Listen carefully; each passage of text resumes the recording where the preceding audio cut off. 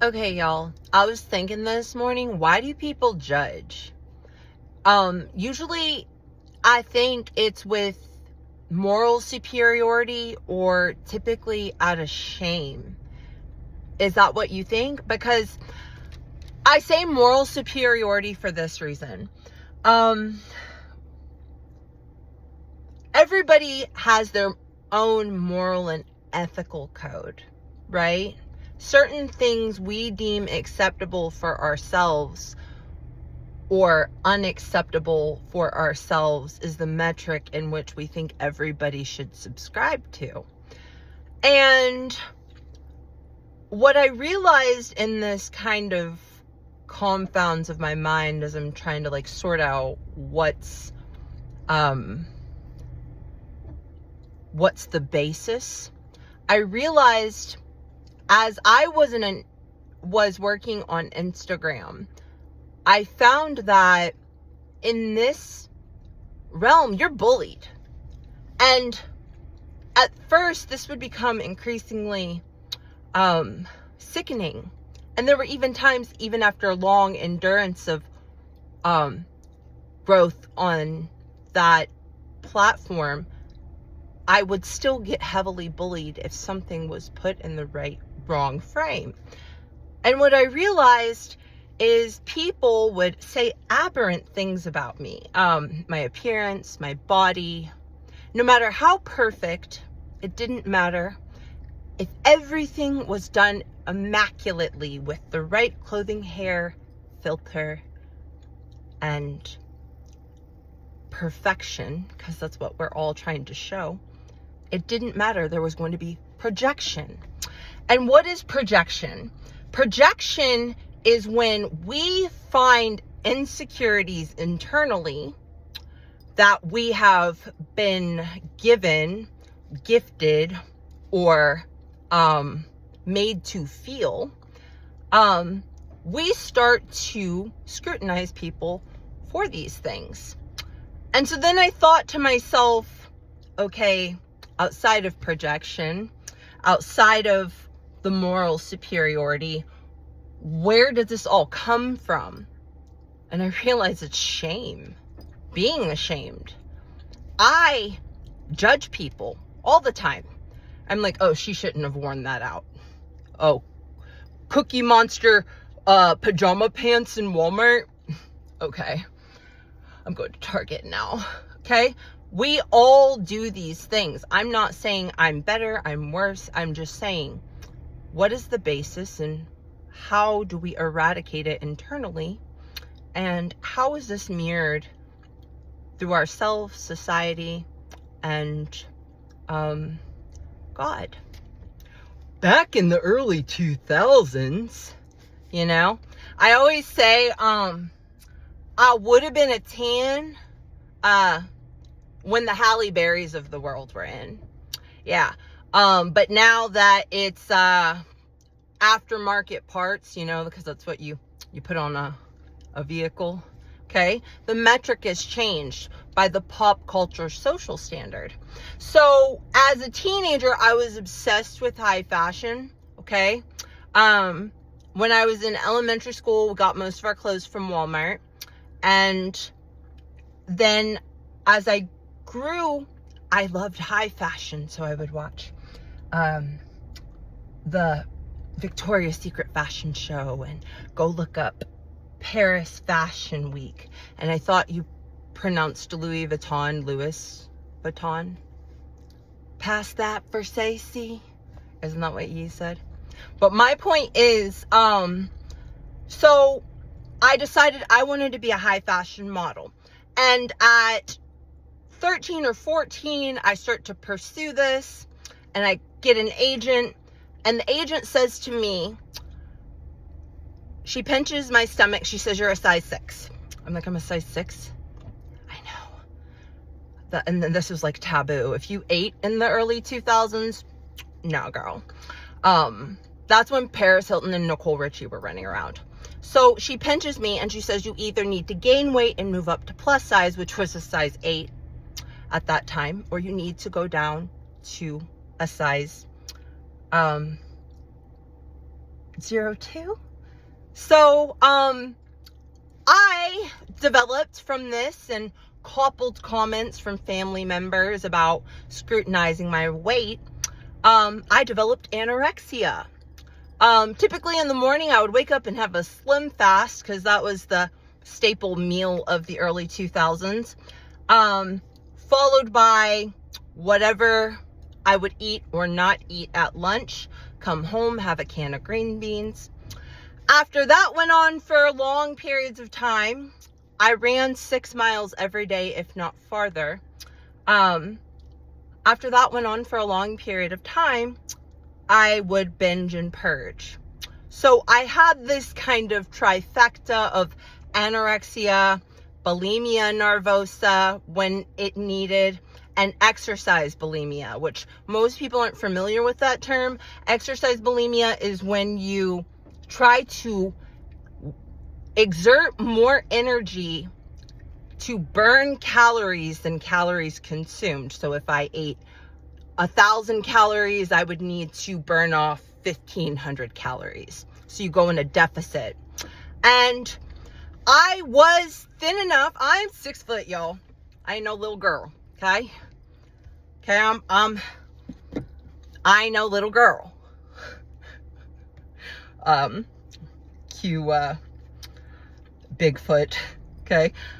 Anyways, so in that, I decide I'm going to be a high fashion model and I'm going to lose the weight. And so I get really thin.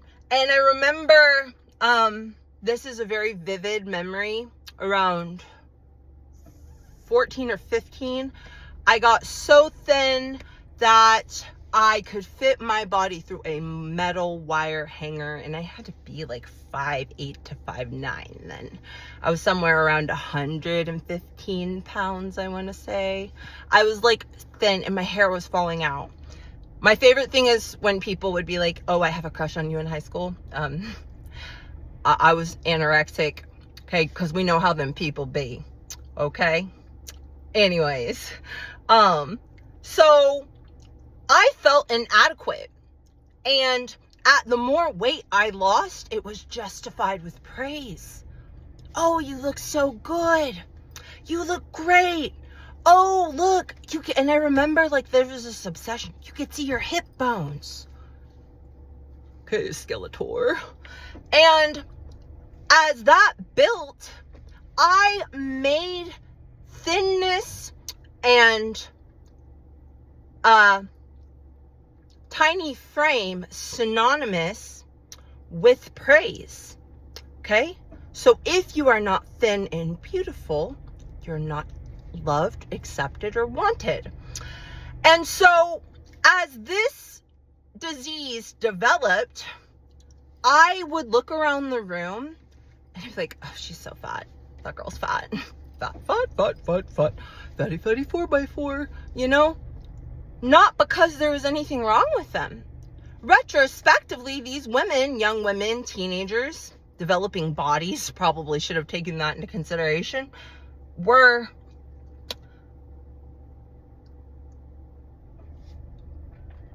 healthy. They were healthy young women. And so, because I had been told that I needed to lose weight for a role that I wanted to pursue, I started to think that everybody around me needed to abide by that metric. And that's what we call projection. And so I would project because love and acceptance felt like it was something isolated for the worthy because of conditioning. And so what I mean by isolated for the worthy is that love and acceptance were exclusive to people who could hit a certain metric. Okay? And because of conditioning. Now, I want you to think like, what do we see in the world? Okay? Commercials. Right? I want y'all to think, there was a time there were no razors. There was a time there were no mirrors. There was a time when none of these things in the modern day society existed. And in this, women didn't know they had mustaches and men didn't know women without them. For the most part, I've seen every girl I've seen, whether she has blonde peach fuzz or dark hair like mine, we grow body hair just as naturally. And so in this dichotomy, as we look at ourselves and society, as those things evolve, we start to notice, because of conditioning, all of these women don't have hair on their upper lip. What's wrong with me? Okay, I must not be worthy or good enough, okay? And that makes you feel inadequate, right? We all grow body hair. And so how does this lead into societal expectations? So how does this all integrate into societal projections? I think that we project our own inadequacies by playing God, assigning guilt without a verdict. For example, we all watched the OJ case, right? Like, everybody know OJ, okay? OJ, the gloves didn't fit, but we made our own speculative decision. When we saw cases like Casey Anthony, right? Y'all know Nancy Grace and Casey Anthony, top mom. That's the greatest beef in history. I don't think what happened was right. It's absolutely terrible circumstance. But Monica Lewinsky, we always have people that we assign guilt to, and we play God. And what it reminds me of is, I don't know if middle school, because I love consuming information. I love adept stories. I like factual information. But one thing that always spoke to me was Hester Prynne from the Scarlet Letter. And you read the Scarlet Letter, and Hester, the Scarlet Letter is about Hester Prynne. Hester Prynne's husband goes off to war, and it's assumed that he's MIA, but everybody's like, the guy's dead, you know? And so, but because nobody knew, Hester couldn't go get remarried. And so, y'all, look at this. Okay. So Hester couldn't get remarried. And so Hester gets pregnant. And because she gets pregnant, on all her clothing, she has to stitch on a A. And the A stood for adulterer. And it was a scarlet A, which is what the story was named, Scarlet Letter.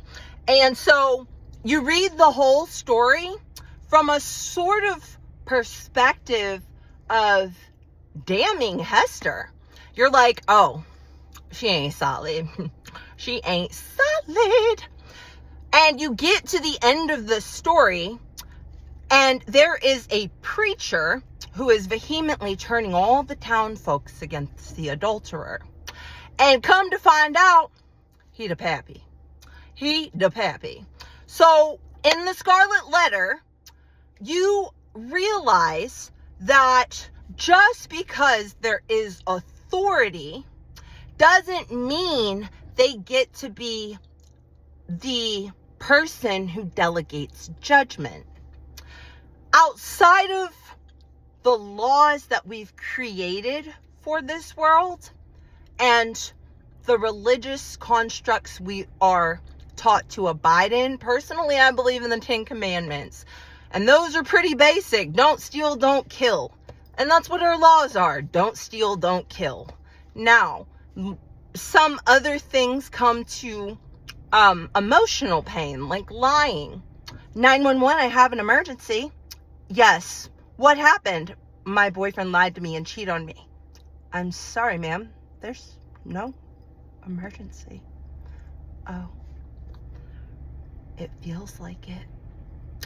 And so in that, we experience this complexity where we immediately like to judge a verdict before they ever have their day in court.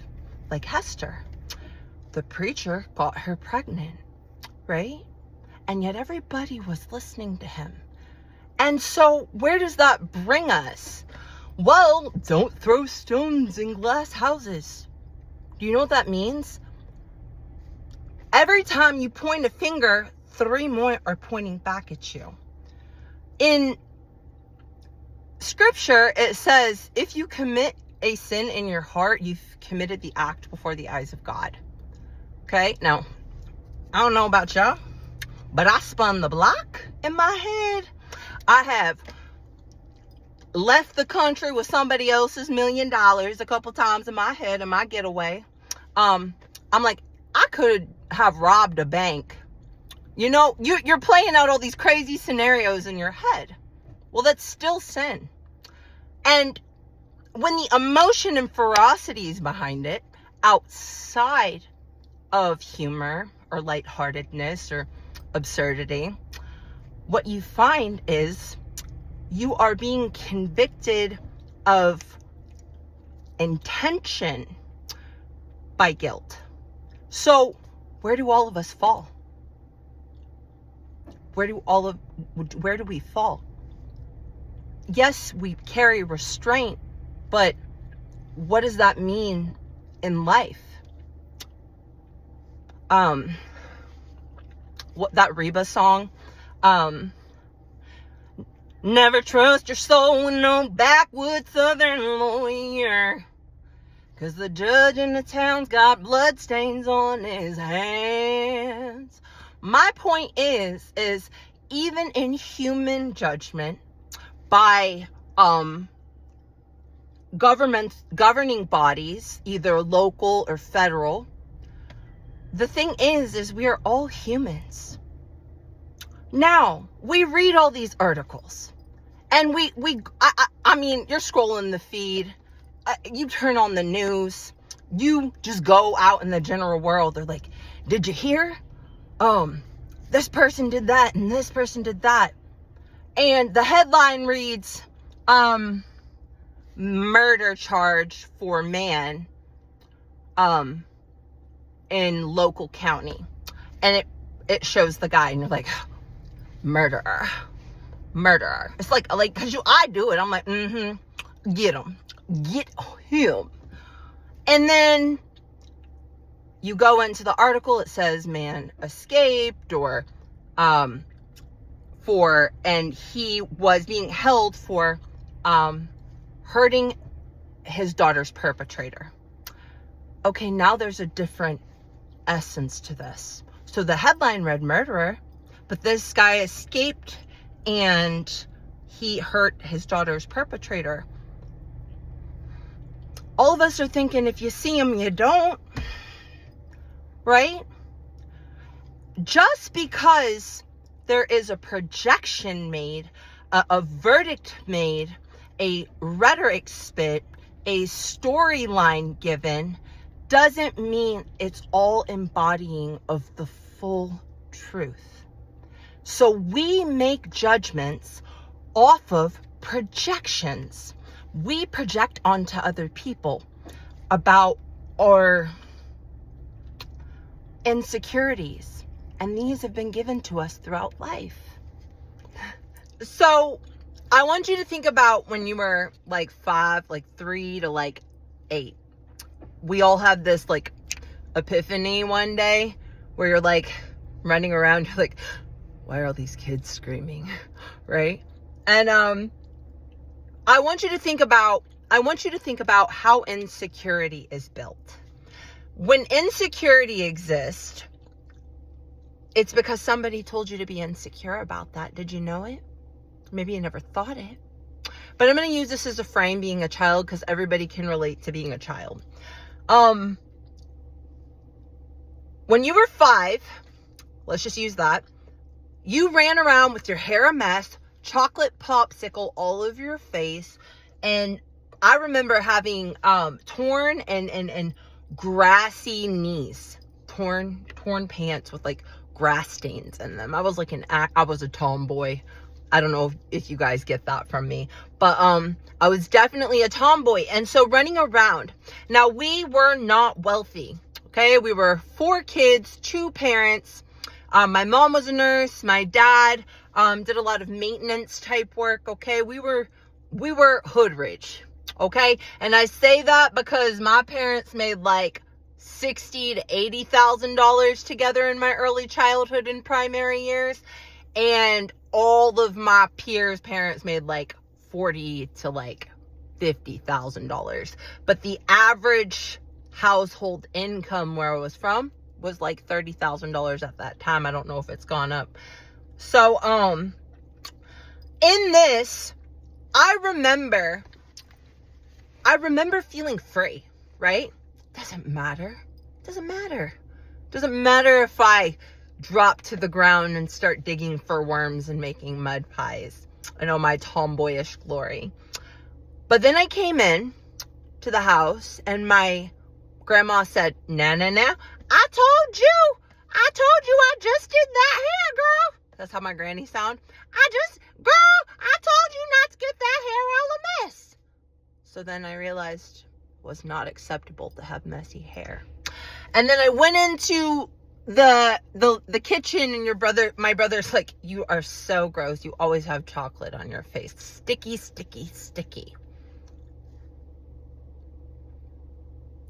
I don't have chocolate on my face anymore. I wipe it every time. And then your mom says, we live on a restricted income. I cannot afford more jeans. And those don't look nice. And what are people going to think? Like, I don't take care of you? I don't have the budget. And so suddenly, you no longer have grassy knees, messy hair, or chocolate on your face. Now, everything we go through life, we get these little insecurities. And through that, because of social constructs, hierarchies, power positions, money, we think we have more value or delineating value per human, right? You ever thought met somebody that they thought they was better than you?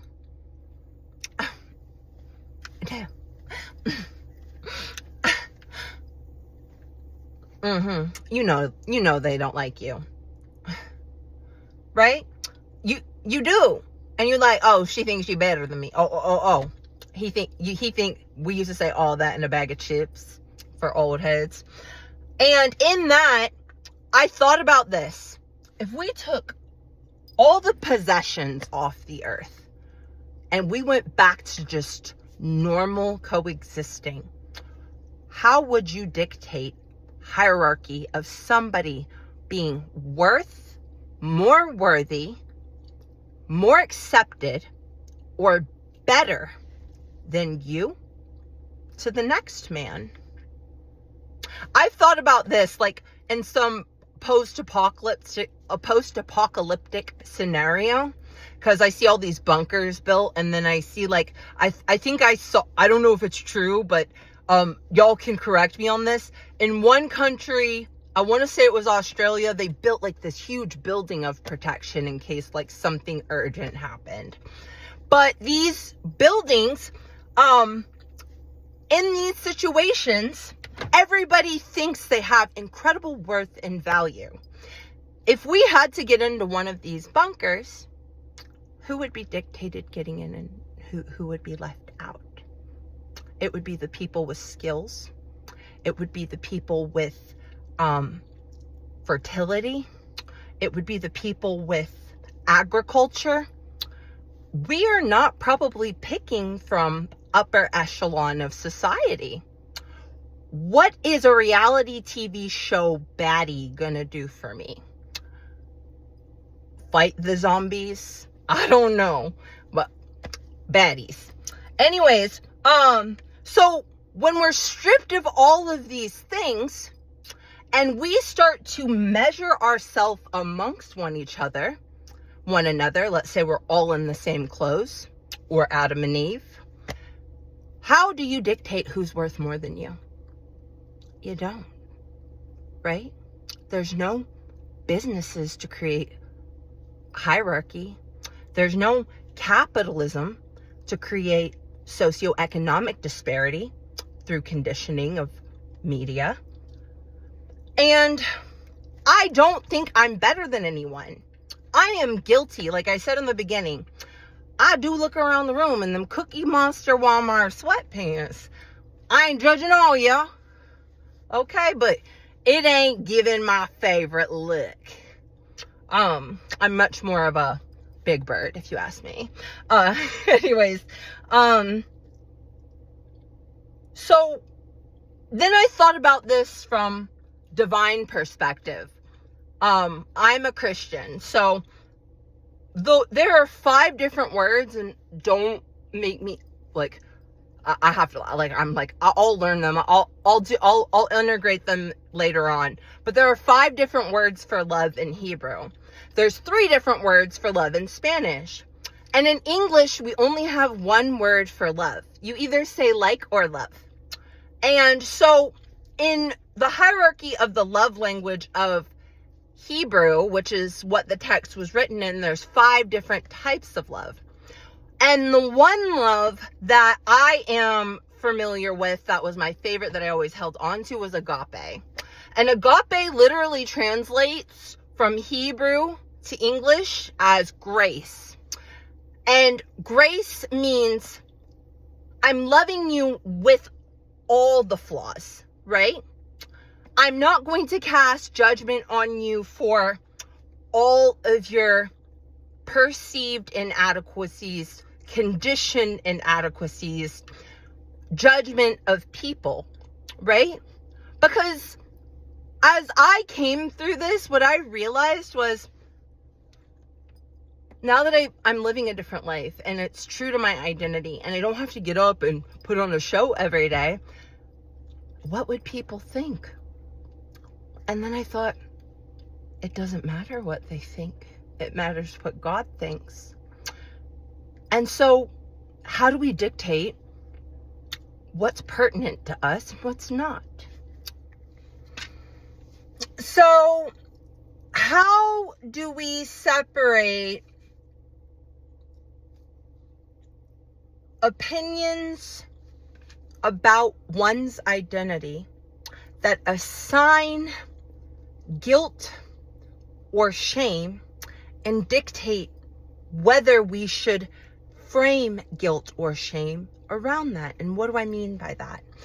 Okay, so something that I developed myself was when I was on Instagram, you post something, right? And it's like, slay queen, and then like, you look amazing, and like, girl, you did it, you know? And then there's the person that will be like, your nose wide, your forehead big, you know? And I was getting millions and millions of views, meaning sometimes it was thousands of comments. And there was the first time I caught a viral stint. I went to sleep and I was like, oh, that got a lot of views. And then I woke up the next day and I got a lot of views. And then there were so many views. And then I go to the comments and people are like calling me fat, right? And I want to be honest. I ain't missing no meals, okay? I ain't missing no meal. But by the definition of unhealthy body fat ratio, because I don't say you are fat, that's kind of diminishing someone to a identity. I say I have fat. Those are separate. I am not fat. Nobody is fat, but people do have fat. Now, I was a bodybuilder and I was a personal trainer, and healthy body weight for a fertile female is around 25% body fat. And so I sit around between anywhere between 18 and 22, right? And so right now I thought to myself, is it true? Not by the metric of health standard? No. Maybe that person's preference, yes. But is it impeding anything? No. So is it true? No. And then I started to ask myself the secondary question later on. And I have a speaker's voice. I was a flight attendant. Hi. This is Mariah in the forward, and we have our lovely Jennifer in the aft. Today, you see what I'm saying? And so part of that, people will be like, we'll be out and be like, yo, and like, did you, and they're like, you're being so loud, right? And for a long time, I would go out and I'd be like, hear people, they so loud, they ain't got no class, they don't know how to act. Y'all being so loud out here. Well, y'all being so loud, okay? And then I was walking in the plane as a flight attendant, and somebody said, ma'am. I was like, yes. They said, I have hearing issues. I have never heard somebody enunciate so loudly and so clearly. She said, I fly all the time. I heard your voice. So that one person who planted the seed of doubt and created that projection and created that shame and guilt was undone by a sort of oxymoron type moment, counteracting it, right? And I realized the second question, am I loud? Girl, you're loud. But who is it hurting? And when you ask that, it's not hurting them. No. It's not hurting me. No. But what if we framed it differently? I'm sorry you're being loud. I'm getting overstimulating it and it's heightening my anxiety. Because that's me. That's my autism. Too much noise. Okay, now let's say, am I loud? Yes. Is it hurting them? Yes. And then we adjust the volume. But we don't need to think that compassion and adversity are separate things, okay? Compassion and adversity go hand in hand. And I say this because we are all one bad day from going to jail. We are all one unsavory moment from hurting someone or ourselves. We are all one paycheck away or 2 house payments away from foreclosure. 70% of Americans don't have $1,000 in their bank account right now to cover a $1,000 emergency. So 70%, 7 out of 10 people. And yet we are so harsh to walk past someone and think, get a job, right? Because we've thought it, I've thought it. I'm like, you're out here peddling for money, right? But how many times have we had this domino effect of, well, I'm sorry, I left my book bag and then my dog peed on the floor and we always want compassion and adversity to be 2 separate issues. And then I had to think, how do we integrate that in life, right? What is it to be a good Christian per what I think? Well, I say I'm a practicing Christian, like a doctor or a lawyer. It's not something I'll execute, but it's definitely an art to master. And so what this means is, in your experiencing shame and guilt, in your projection, in your heartache, in all of these things, you don't have to be perfect. Faith isn't performance. The book of Matthew talks about how everybody who labels themselves a Christian are not getting into the kingdom of heaven. Okay?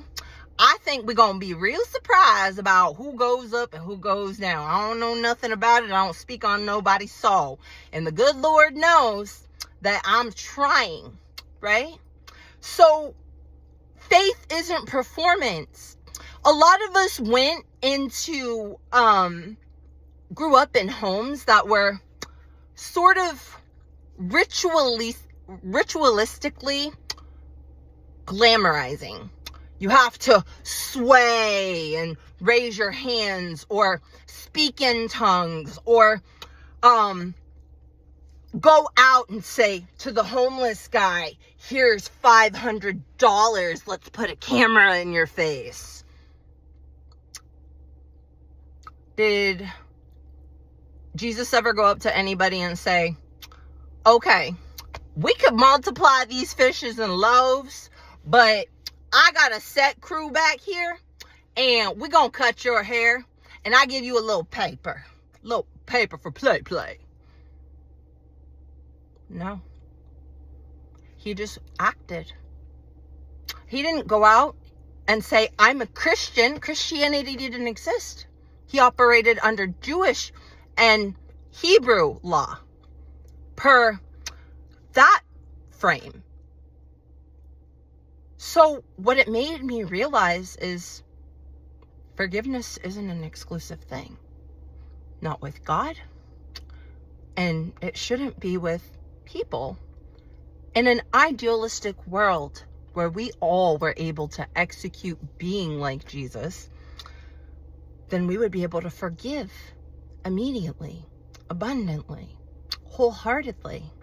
We would never feel heartache. Because even in the demise of those situations, that love, that grief, that guilt, that shame, something that as I was in prayer, God gave to me, I said, I love everybody that I loved in my life. That's never gone away. And he goes, that's because the love wasn't conditional on the outcome. And that's how God operates with us.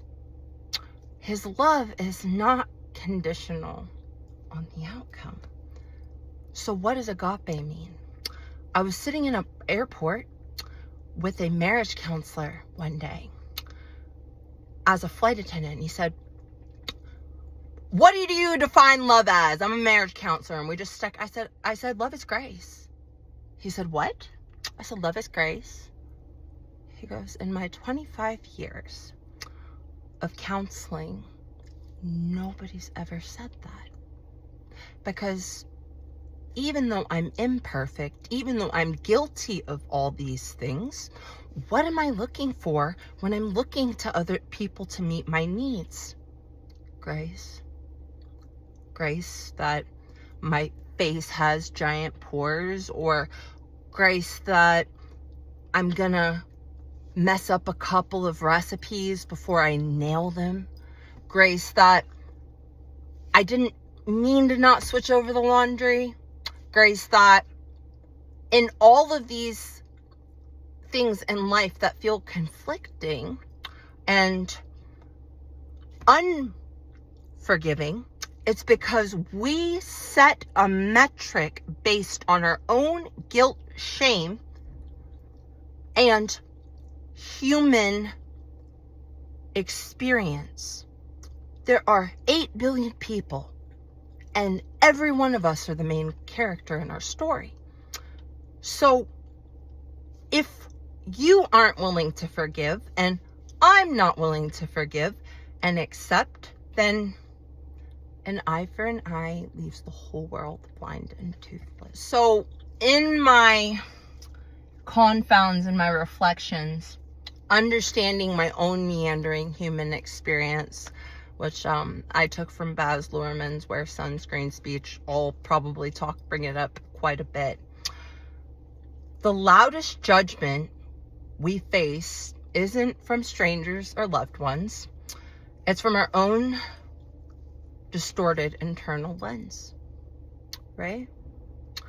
As I struggled with my anorexia and would project people being fat, it was my own discomfort.